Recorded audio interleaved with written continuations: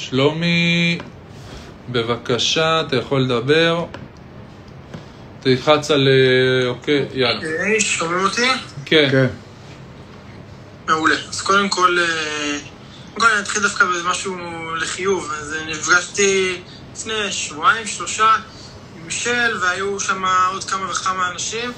אני חייב להגיד לך שאפו, מישל, כל הכבוד לך. תודה רבה, רקע, תודה רבה. היה כיף לשמוע אותך, בחור כריזמטי, ואתה יודע, אנחנו רואים אותך גם מעבר, אז שאפו ענק, כל הכבוד. תודה רבה, אני מעריך. מעבר לזה, יש איזושהי... אני לא מכיר את כל הפורמט ב100%, אני עוד מנסה ללמוד את זה ככה תוך כדי, אבל יש משהו שלא הצלחתי להבין, ופה אני אשמח לשאול שוב. הבנתי שיש איזשהו תהליך, צריך לפתוח משהו שכיר עצמאי, אני שוב לא בקיא בזה, תחדדות אם אני לא מדייק, וניסיתי לבדוק איתם היום מה אני צריך לעשות. אגב, יש לי 10 קמפיינים, ולפי מה שהבנתי ממנה, בביטוח לאומי אני מקוטלג כעצמאי. עכשיו אני שואל, קודם כל, לדעת איך זה באשר למיסים, כי אני גם בחור שעובד ויש לי משכורת, זו שאלה ראשונה. ושאלה שנייה, אני מניח שגם אתם רואים בחדשות, ותמיד יש סיכוי שאנחנו נצא לאיזשהו סגר שיבוא עלינו שלא לטובה, אבל עדיין יש מצב שזה יקרה. ואיך זה באשר לחל"ת? כאילו אם אני אהיה עכשיו סוג של עצמאי, סוג של שכיר, איך זה, אני אמור לקבל חל"ת מהעבודה שלי, והייתי כבר פעם אחת בחל"ת, איך זה יהיה בפעם הבאה? אוקיי, שאלה מצוינת. אתה רוצה לענות או אני? אני קודם כל רוצה להתחיל עם זה שהוא שואל על החל"ת, רק לא, תענה לו את הסוף, אני רוצה להתעכב אותו על נקודה אחרת, תענה לו. אוקיי, אז בואו מההתחלה. לגבי משיכת רווחים, ורווחים שנוצרים מעמלות וממקורות הכנסה נוספים, בפועל יש לאדם כמה תצורות חוקיות לעשות את זה. 1, עוסק פטור, עוסק מורשה. זה הדרך שאנחנו ממליצים. למה? כי ההוצאה אלינו היא 100% מוכרת במס. אנחנו חברת פרסום, ושיווק ופרסום זה 100% מוכר במס. אתה יכול לבדוק עם רואה חשבון. בפועל, בשנה הראשונה, אתה צפוי שלא לשלם מיסים, כי ההכנסות שלך וההוצאות שלך מאוזנות, אתה מבין? אז זה פשוט יותר כלכלי. אופציה שנייה, יש אתר שנקרא עצמאי שכיר, זה לא אתר שלנו, לא חברה שקשורה אלינו, חברה שפועלת כמה שנים, שבפועל היא מאפשרת לך, היא מוציאה לך תלוש, לוקחת עוד כמה אחוזים על עמלות, כאילו עמלות על השירות, ואתה לא פותח עוסק, הם מוציאים לנו חשבונית.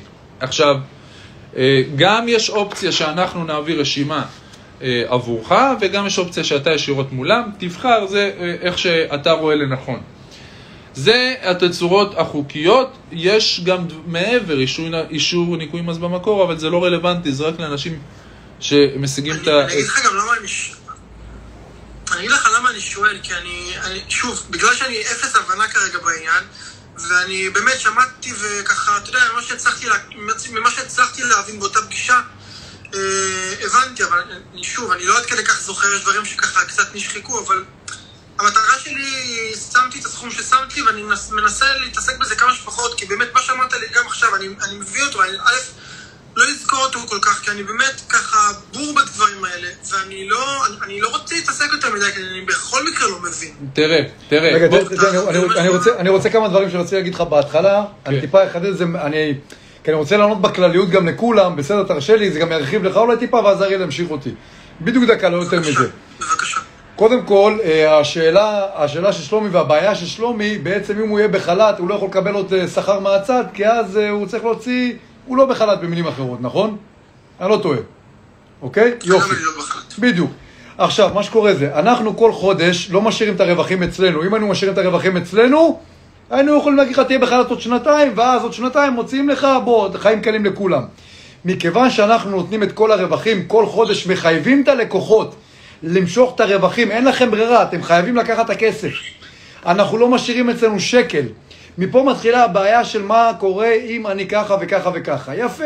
עכשיו מה שאנחנו עושים לאנשים, אנחנו אומרים להם, כדי לקבל תשלום, על פי חוק, צריכים להוציא דרישת תשלום. דרישת תשלום זה תביא לי קבלה חשבונית, אוקיי? פטור ממס, עוסק מורשה, כל אחד בדרך שלו. הרבה מגיעים אלינו בתקופה הקשה הזו, שזה תקופת הקורונה, כולם יוצאים לחל"ת. אז מה קורה אם אני מקבל רווח? אם אני מקבל הכנסה, אני לא יודע איך לתאם את זה נכון, כי אז אני צריך לדעת להחליט מה קורה פה.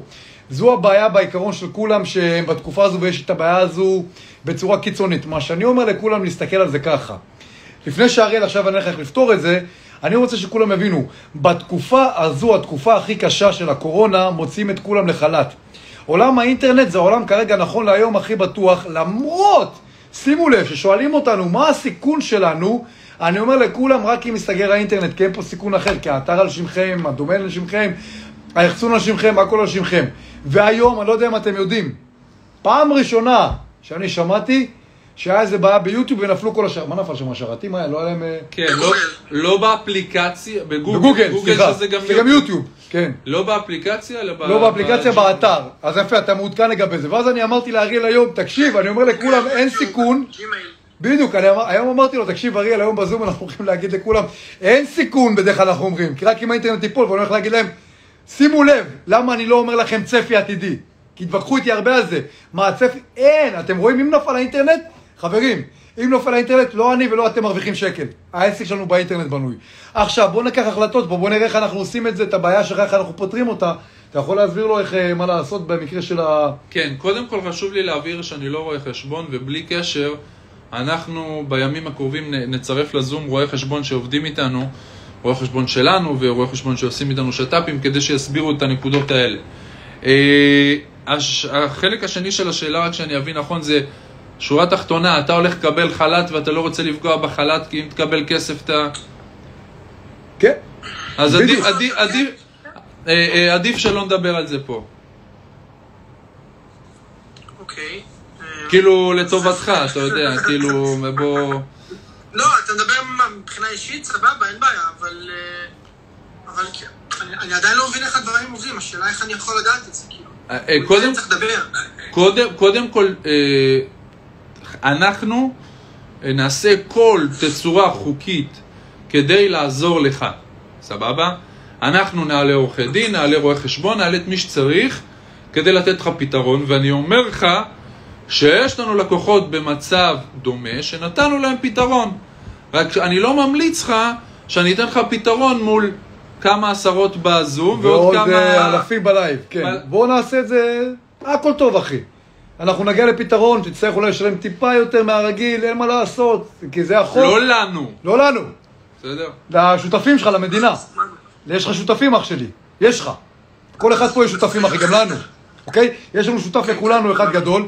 תצטרך לעשות כזה זה משהו, וכן להתפשר, כי אחרי הכל, אתה יודע, אם היית עובד עכשיו וההכנסה שלך הייתה גדלה, אז היית כן משלם את אותו מס, אז נצטרך להתארגן פה לעשות זה נכון, וזה הרואה חשבון יענו לך באופן אישי יותר, אני מעדיף גם כן, שאתה תיקח את ההחלטות שלך לבד ותחליט מה אתה עושה, כי זה עניין שלך אישי מול הרשויות המס ומול הרואה חשבון, אבל אצלנו הכל כמובן יעשה דרך רואה חשבון ובצורה חוקית, כי אף אחד מאיתנו, גם לא אתה תאמין לי, אף אחד לא מתעסק עם הרשויות בארץ. אני יכול להגיד לך שאפילו שילמנו המון כסף לעורכי דין עם התמחות במיסוי, שיעשו שאילתות עבורנו למס הכנסה, כן, ושילמנו על זה המון כסף כדי לפתור לכם את זה. ועדיין לא קיבלנו תשובות מהרשויות עצמם, עשינו את השאילתות רק כדי להיות נקיים מהבחינה הזאת של וואלה, גם הרואי חשבון והעורכי דין לא בטוחים בסוגיות, בואו נשאל.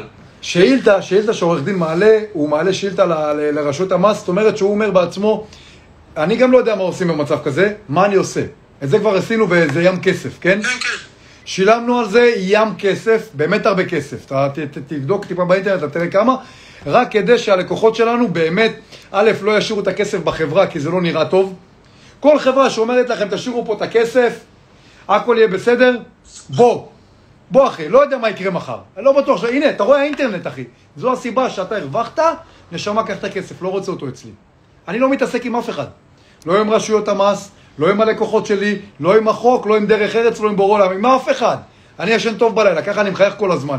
אז הכל אנחנו באמת שילמנו על זה, רק כדי שיפתרו את הבעיות האלו, והם יעלו מולך והם יסבירו לך בדיוק מה לעשות, ועדיין יש תשובות שאנחנו לא קיבלנו, עדיין סליחה, יש שאלות שאנחנו לא קיבלנו תשובות מרשויות המס. כרגע הבעיה נפתרה להרבה מהאנשים, אני בטוח שגם לך נמצא פתרון בצורה חוקית, וכן תצטרך להוציא טיפה יותר כסף מהכיס, כי זה החוק, ככל שאתה מרוויח יותר, אתה תוציא יותר, אין ברירה אחרת. וזה מס הכנסה... איך?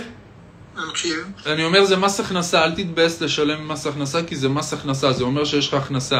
כן. אז תשמח מזה שיש לך הכנסה. תשמח, אבל אתה תתבאס. אנחנו מכניסים כסף, חצי הולך למדינה, אחי, תשמח. זה בסדר, תראו, אני מקווה שאנחנו גם עוד מעט נעבור את התקופה הזו ונשכח מהמילה הזו חל"ת. ברור, אחי, ברור. זה...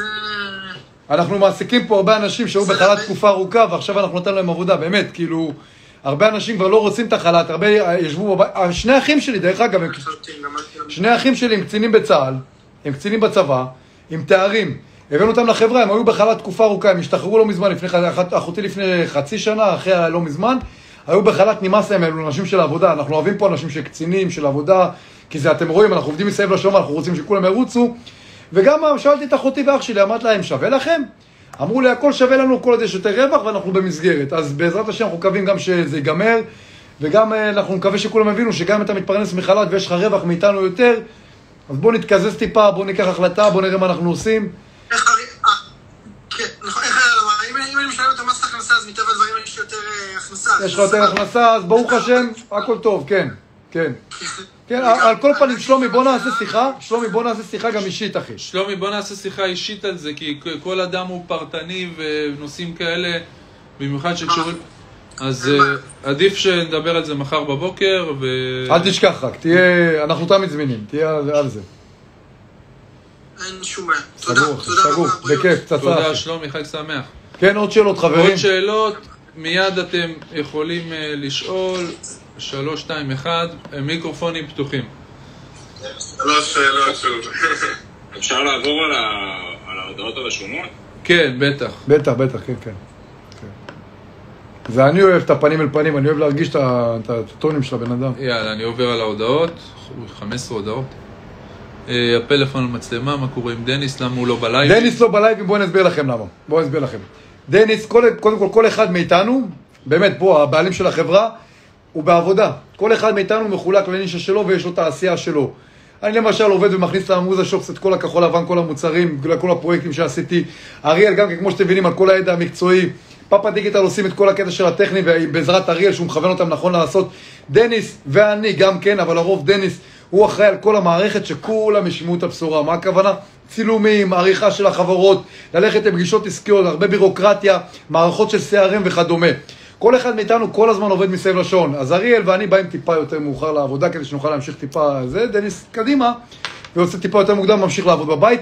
שנינו מספיקים ללייבים, תאמינו לי, לא צריך גם את דניס פה. זה יהיה מיותר, זה יהיה לקחת סתם עוד כוח אדם ולבזבז אותו. כרגע מה שאנחנו עושים זה הרבה תכנים, צילמנו הרבה פרסומות, רצינו להנגיש את זה יותר נכון, רצינו גם להרחיב את כל הפעילות של המוזה, והיינו צריכים את דניס שיעשה את הדבר שהוא עושה הכי טוב. הוא פצצה בקריאייטיב, בצילום תוכן ובעריכה שלו, ובואו לא נשכח שברגע שאנחנו נוציא את כל המוצרים שלנו החוצה, גם אתם תרוויחו יותר. אתם מבינים איך זה הולך, כי הקמפיינים שלכם ידחפו את כל האתר קדימה, מן הסתם יש יותר מחירות, יש לכם יותר עמלות. יש לכם יותר רווח בעקבות העמלות. אנחנו כל הזמן עובדים בתצורה כזו של לפזר את כל הסיכון של הכספים בכמה ביצים, את כל הביצים בכמה סלים, לפזר את זה. כמו שאתם רואים שפתחנו גם כן את האתרים של המוזה שופס, בעיתו שנייה זה נפתח, או האתרים שאתם יכולים לרכוש, שה-ROI שלהם אחרי 2 ו3, אפילו 4 ו5 זה פצצה, כן, אנחנו לא בכיוון אפילו, אבל גם זה טוב, אוקיי, כדי שתרוויחו בעוד צורה מסוימת, שמשהו אחד יחסה הוצאה של משהו אחר, עכשיו יהיו עוד כמה אתרים שיחסו לכם גם את ההוצאות האלו.